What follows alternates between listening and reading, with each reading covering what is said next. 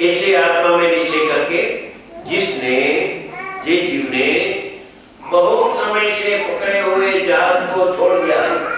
जहाज आता है समुद्र में, उस पे बावन तोड़ होता है तो घुंगरी हो जाती है, उसमें घुंगरी समझे।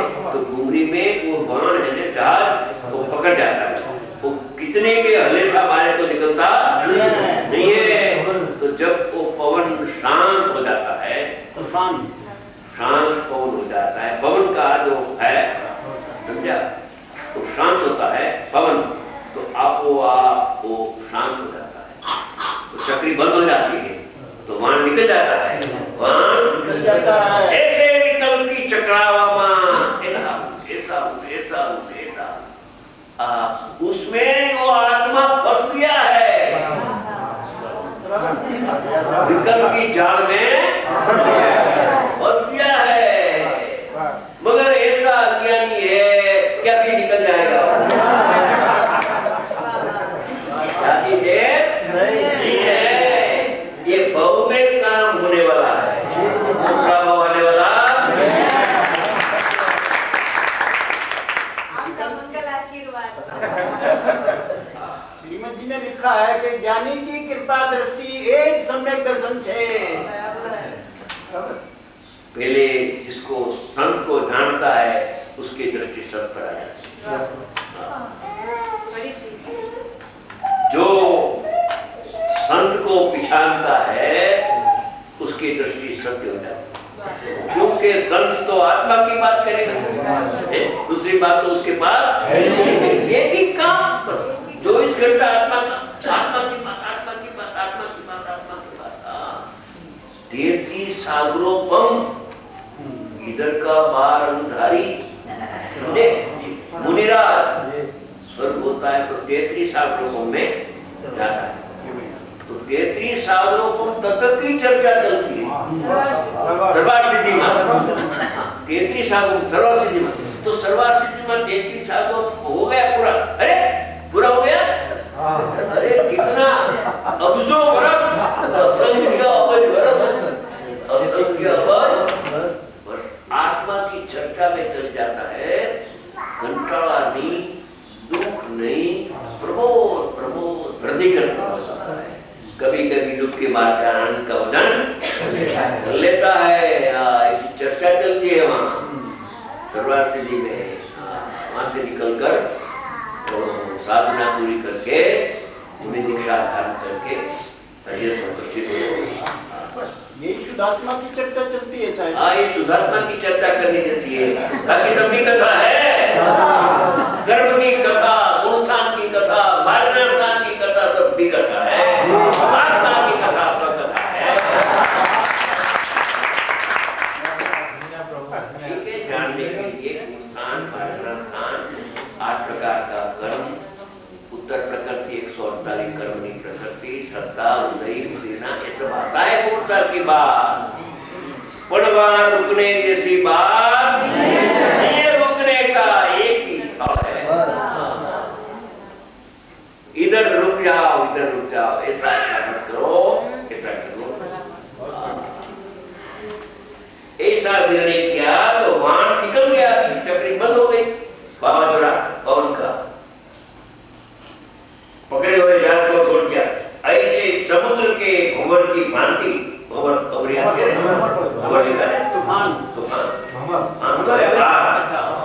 बाहर है और बबरी समुद्र में है, तो उपादान है, पवन तो निमित्त है।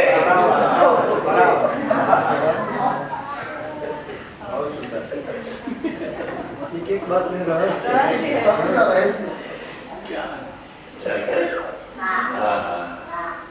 भवन की भांति जिसने सर्व विकल्पों को शीघ्र हो वमन कर दिया है।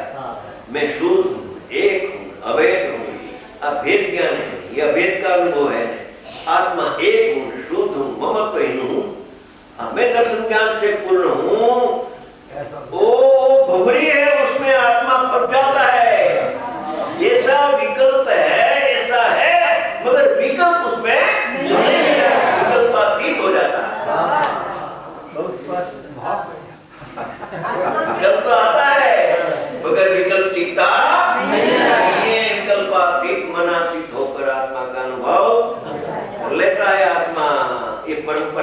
में चालू है कि दूसरा देश में बात नहीं है, अमेरिका रशिया में है, क्योंकि कोई तीर्थंकर इधर ही पंच कल्याण इधर ही होते हैं, जन्म भी इधर, बहुत कल्याण भी इधर होते हैं। तो ये आत्मा की बात ये भारत वर्ष में रह गई और रहने वाली है। कभी कभी भर्तियोट आता है, वो अलग बात है। भर्तियोट पंचम स्नान के बाद छठा स्नान में कोई धर्म भर देने वाला नहीं है। दुखम दुखा छठा स्नान में तो दुखा है, छठा काल पंचम काल और छठा काल, उसमें बरसात नहीं, गर्मी बहुत, कोई झाड़ पान नहीं, पक्षी नहीं, और ये जो मनुष्य है वो कद घटते घटते इतना कद जाएगा। और सिंधु नदी और गंगा नदी के जो प्रवाह है आज, उसका प्रवाह एक जो बैलगाड़ी है ना, बैलगाड़ी का पैड़ा ऐसा धारा रहेगी, और गुफा में वो मनुष्य रहेगा, और वो गुफा में रात भर तो रहेगा, दिवस में तो निकल सकता नहीं है, रात को निकलकर उसमें वो मच्छी का सेक देता है, दिवस में रात को खा लेता है मांसाहारी। मगर मनुष्य का बीज रह जाता है, मनुष्य का बीज रह जाता है, समझे? ऐसा छठा काल का, मगर एक दफे आत्मा का अनुभव हुआ, छठा काल के जन्म होता ऐसी बात सुने उसको छठे काल में अवतार नहीं लेना, नहीं, सुनने वाले को भी नहीं ऐसा व्यक्ति, अनुभव करने वाला तो ये श्री शुद्धात्मा की बात अपनी चित्त की प्रसन्नता से सुने, भावी निर्माण सुनना हो मात्र अभी तो, और रुचि पूर्वक प्रीति पूर्वक जानता है, समझता है, ओ मेरा आत्मा ऐसा है, महिमा आता है आत्मा का, महिमा आता है, महिमा अंतर में से जो आया भावी निर्माण भविष्यता है। मुनिराज ने भविष्यता, जैसे केवली भगवान भविष्यता, मुनिराज भविष्यता, ऐसा अविरत सम्यक दृष्टि किसी को निर्मल ज्ञान हो तो भविष्यता है। ज्ञान की शक्ति को, शुद्ध ज्ञान की शक्ति किंच है भैया। समुद्र के भवन की भांति जिसने सर्व विकल्पों को शीघ्र वमन कर दिया, वमन या उल्टी, जो कुत्ता उल्टी करता है ना, ऐसा उल्टी किया तो फिर से विकल्प आता निकल गया, सारा निकल गया है। ऐसे निर्विकल्प चलित निर्मल आत्मा का अवलंबन, यानी आत्मा का विशेषण, आत्मा कैसा है? निर्विकल्प है, यानी अभेद है। निर्विकल्प यानी गुण गुण का भेद इसमें नहीं है, अचलित है। पर्याय तो चलित है, ध्रुव परमात्मा तो अचलित है, और पर्याय में राग तो मलिन है, मैं तो निर्मल हूं। ऐसा आत्मा का अवलंबन करता हुआ, यानी लक्ष्य करता हुआ, पार से लक्ष्य छूट जाता है। जब सम्यक दर्शन होता है, काल आता है, तो पार का लक्ष्य छूट जाता है। गुरु का उपदेश सुनता है, मगर सुनने का बंद हो जाता है, सुनने का उपकारी गुरु का लक्ष्य छूट जाता है, अंदर में उपयोग चले जाता है, तो पेंडाल में बैठा हुआ अनुभव कर लेता है। इसी लीजिए आत्मा का अवलंबन करता हुआ